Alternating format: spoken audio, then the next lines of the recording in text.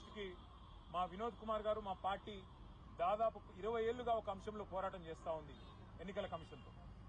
Car గుర్తును పోలిన symbols ఏవైతే ఉన్నాయో దాదాపు 8-9 సింబల్స్ ఉన్నాయి. ఉదాహరణకు మీకు నేను ఎగ్జాంపుల్ చెప్తాను. 2019లో పార్లమెంట్ ఎన్నికలు భువనగిరి పార్లమెంట్ సీటు మా పార్టీ 5,000 ఓట్లతో ఓడిపోయింది. ఆ రోజు కోమటిరెడ్డి వెంకటరెడ్డి గారు కాంగ్రెస్ పార్టీ నుంచి గెలిచారు. బూర నరసయ్య గౌడ్ గారు మా పార్టీ నుంచి పోటీ చేసి 5,000 ఓట్లతో ఓడిపోయారు. కానీ మా కారు గుర్తును పోలిన గుర్తు ఒక రోడ్ రోలర్ గుర్తు. ఒక ఇండిపెండెంట్ అభ్యర్థి పోటీ చేస్తే ఆయనకు 27,000 ఓట్లు వచ్చినాయి. ఆయన ప్రచారం కూడా చేయలేదు. ఎందుకు చెప్తా ఉన్నా ఇదంతా అంటే ఇట్లా మా పార్టీకి ఒకసారి కాదు ఎన్నో సందర్భాల్లో నష్టం జరిగింది. మొన్న జరిగిన సాధారణ ఎన్నికల్లో కూడా మేము 14 సీట్లు 6,000 కంటే తక్కువ ఓట్లతో ఓడిపోయాం. అక్కడ కూడా మరి చాలా చోట్ల ఈ chapati maker, road roller, ship ఇట్లా 8 గుర్తులు ఏవైతే మా కారు గుర్తును పోలిన గుర్తులున్నాయో వాటి వల్ల కూడా మాకు చాలా నష్టం జరిగింది. వాటిని తక్షణమే తొలగించాలని చెప్పి కూడా ఎన్నికల కమిషన్ ను మేము కోరినాము. ఇంకా రెగ్యులర్ గా ఫీడ్బ్యాక్ కూడా మా వైపు నుంచి ఎప్పటికప్పుడు ఇస్తాము, రిసీవ్ చేసుకోవాలని కూడా కోరాము. ఎన్నికల కమిషన్ కూడా వివిధ రాష్ట్రాలు పర్యటించాలి, ప్రజల్ని కూడా కాన్ఫిడెన్స్ లో తీసుకోవాలి. ఎక్కడికక్కడ అవసరమైతే మరి గ్రాస్ రూట్ లెవెల్లో కూడా ఎన్జీఓలతో, ప్రజా సంఘాలతో, ఎందుకంటే ఓన్లీ పొలిటికల్ పార్టీసే కాదు ప్రజా సంఘాలతో కూడా మీరు చర్చించండి. ప్రజల వాయిస్ కూడా మీరు వినండి. అవసరమైతే దక్షిణాదిలో, హైదరాబాద్ లో, మరో చోట, మరో ప్లేస్ లో పిలిచి అందరినీ కూడా మాట్లాడించి వాళ్ళ అభిప్రాయాలు కూడా తీసుకుని సంస్కరణలు తీసుకొని రావాలి అని చెప్పి మా పార్టీ తరఫున వివరంగా చెప్పడం జరిగింది. మరి వారు అన్ని కూడా సానుకూలంగా విన్నారు. మరి ఇంకో మాట కూడా వారు చెప్పారు, మీరు ఇది మొదటిసారి కాదు, మళ్లీ మళ్లీ రండి, ఏమైనా కంప్లైంట్లు ఉంటే కూడా తప్పకుండా రండి అన్నారు. మేము వారికి చెప్పాము. మా రాజ్యసభ సభ్యులు, మా ఫ్లోర్ లీడర్ సురేష్ రెడ్డి గారు, రవిచంద్ర గారు, మా వినోద్ గారు రెగ్యులర్ గా వస్తారు పార్టీ నుంచి. ఇష్యూస్ ఉన్నాయి, రిజాల్వ్ చేయండి, తప్పకుండా కాన్ఫిడెన్స్ బిల్డ్ చేయండి. అంటే భారతదేశంలో ఉన్న ప్రజల్లో అనుమానాలు ఏవైతున్నాయో ఓటింగ్ ప్రక్రియకు సంబంధించి, ఈవీఎంలకు సంబంధించి వీటిని నివృత్తి చేయండి, ఈవీఎంలను తొలగించండి, రివిజన్ అనేది పద్దతిగా పారదర్శకంగా చేయండి అని చెప్పి నొక్కి చెప్పాము. మరి బహుశా వారు తప్పకుండా కనీసం కొన్ని సూచనలైన పరిగణలో తీసుకుంటారు, న్యాయం చేస్తారు, ప్రజాస్వామ్యాన్ని కాపాడుతారు అనే విశ్వాసం మరి వ్యక్తం చేస్తా ఉన్నాం. Thank you. మళ్లీ మాట్లాడుకుందాం. ఇవాళ జాతీయ స్థాయిలో ఎంత బ్రహ్మాండమైన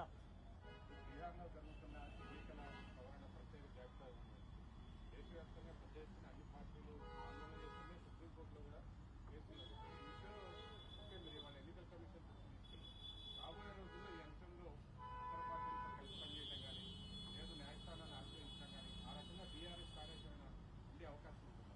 ఇవాళ బీహార్ లో జరిగిన దానిలో ఉన్న లోపాలు కనుక మనం అరికట్టకపోతే రేపు తెలంగాణలో కూడా జరుగుతాయి. కాబట్టి ఇదొక బీహార్ లో ఉన్న రాజకీయ పార్టీల సమస్య కాదు, ఈ దేశంలోని అన్ని రాజకీయ పార్టీలు ప్రజల సమస్య.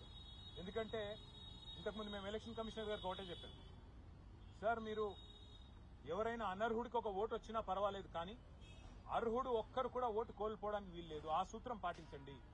అర్హత గల ఏ ఒక్క వ్యక్తి, మహిళ గాని పురుషుడు గాని ఎట్టి పరిస్థితుల్లో ఓటు కోల్పోకూడదు అనే మాట వారికి చెప్తే వారు కూడా ఏకీభవించారు. వారేమన్నారంటే ప్రాసెస్ లో ఎక్కడ లోపాలు ఉన్నాయో మాకు చెప్పండి, మేము కరెక్ట్ చేసుకుంటాము, బీహార్లో కూడా పారదర్శకంగా పనిచేసే ప్రయత్నం చేస్తున్నాము అని వారు చెప్తా ఉన్నారు. వారికి మేము చెప్పింది ఏమంటే సమస్య వచ్చినాక రియాక్ట్ కావడం కాదు, ఒక ప్రాసెస్ ఇన్స్టిట్యూట్ చేయండి. తాలూకా లెవెల్ దాకా, మండల్ లెవెల్ దాకా కూడా మీరు అన్ని పార్టీలను సంప్రదింపులోకి తీసుకొని, కాన్ఫరెన్స్ లో తీసుకొని, అవసరమైతే మండల్ లెవెల్లో కూడా కమిటీలు ఏర్పాటు చేసి అందులో ప్రతి పార్టీకి కూడా భాగస్వామ్యం కల్పించినట్టయితే ఏ ఓట్లు పోతున్నాయి, ఎందుకు పోతున్నాయి అనే లిస్టు అవసరమైతే అక్కడికక్కడే డిస్ప్లే చేయగలిగితే పంచాయతీ ఉండదని చెప్పి వారికి చెప్పాము. వారేమన్నారంటే పార్లమెంట్ లో గొడవ చేయడం కాదు, వాళ్ళందరినీ వచ్చి మాకు కూడా చెప్పమనండి, మేమేం తప్పు చేస్తున్నామో చెప్పమనండి, మేము కూడా చెప్తాము సమాధానం, అంతేగాని మమ్మల్ని బయట అంటే లాభం లేదు, మీలాగా వాళ్ళని కూడా రమ్మనండి, మేము టైం ఇస్తాము, వచ్చి చెప్పమనండి, మాకు అభ్యంతరం లేదన్నారు. మేమైతే బీహార్ ప్రజల తరఫున, భారతదేశ ప్రజల తరఫున ప్రజల్లో ఉన్న అనుమానాలను గట్టిగా ఎలక్షన్ కమిషన్ దృష్టికి తెచ్చాము. మరి వారు కొన్ని చిన్న చిన్న సవరణలు చేసుకుంటే దేశానికి మంచిది, ప్రజాస్వామ్యానికి మంచిది. దాని ధర్నా అనో జోక్ అంటాను. ఎందుకంటే మేము ఈ మాట శాసనసభలో బిల్లు పెట్టినప్పుడే చెప్పాము. You are cutting a very cruel joke on the backward classes of this state. అంటే బీసీలను మోసం చేస్తూ మీరు దగా చేస్తున్నారు, వంచిస్తున్నారని చెప్పాం. ఇవాళ నేను ఒకటి అడుగుతా ఉన్నా, మీరు సమాధానం ముఖ్యమంత్రి గారిని అడగాలని చెప్పి కూడా నేను కోరుతా ఉన్నా. 42% రిజర్వేషన్లు అని ఢిల్లీకి వచ్చి డ్రామా చేస్తా ఉన్నారు. నేను కాంగ్రెస్ పార్టీని అడుగుతా ఉన్నా, మీరు బీసీ డిక్లరేషన్ లో ఒక రిజర్వేషన్ల మాటని ఇయ్యలేదు. మీరు ఏమేం మాటలు చెప్పినారు? సంవత్సరానికి 20,000 కోట్ల బడ్జెట్ ఇస్తామన్నారు. 5 ఏళ్లలో 1,00,000 కోట్ల బడ్జెట్ బీసీలకు ఇస్తామన్నారు. బీసీ సబ్ ప్లాన్ పెడతామన్నారు. 42% రిజర్వేషన్ రాజకీయాల్లోనే కాదు, ఉద్యోగాల్లో, ఉపాధిలో, ప్రభుత్వ కాంట్రాక్టుల్లో కూడా ఇస్తామన్నారు. నేను ముఖ్యమంత్రి గారిని అడుగుతున్నా, ప్రభుత్వాన్ని అడుగుతున్నా, కాంగ్రెస్ పార్టీని అడుగుతున్నా, మీ చేతుల్లో ఉన్నాయేమో చేస్తలేరు. మీ చేతుల్లో బీసీ సబ్ ప్లాన్ ఉన్నది, చేయండి. మీ చేతుల్లో బీసీలకు 1,00,000 కోట్ల బడ్జెట్ ఇచ్చే అవకాశం ఉంది, చేయండి. 2 బడ్జెట్లు పెట్టారు. ఒక్కొక్క బడ్జెట్ లో 20,000 కోట్లు అన్నారు. 2 బడ్జెట్లు కలిపి కూడా 20,000 కోట్లు పెట్టలేదు. అందులో ఖర్చు అయితే 10,000 కోట్లు కూడా దాటం లేదు. అందుకే మరి ముఖ్యమంత్రి గారిని, ప్రభుత్వాన్ని కోరేది, మీ చేతుల్లో ఉన్న పనులు ముందు చేయండి. అట్లయితేనే బీసీలు నమ్ముతారు. 42% రిజర్వేషన్ ఏ ఒక్క ప్రభుత్వ కాంట్రాక్ట్లను ఇప్పటివరకు ఈ 2 ఏళ్లలో ఇచ్చినారా? ఇవ్వలేదు. ఎంబీసీ మంత్రిత్వ శాఖ పెడతామన్నారు, ఎందుకు పెట్టలేదు? బీసీ సబ్ ప్లాన్ ఎందుకు పెట్టలేదు? ఏ కారణం చేత 42% రిజర్వేషన్ విద్యలో, ఉద్యోగాల్లో మీరు ఇస్తలేరు? కేవలం రాజకీయాలే కాదు కదా, రాజకీయాల్లో 42% వాటా వస్తే మరి డెఫినెట్ గా రాజకీయ నాయకులకు లాభం అవుతుంది.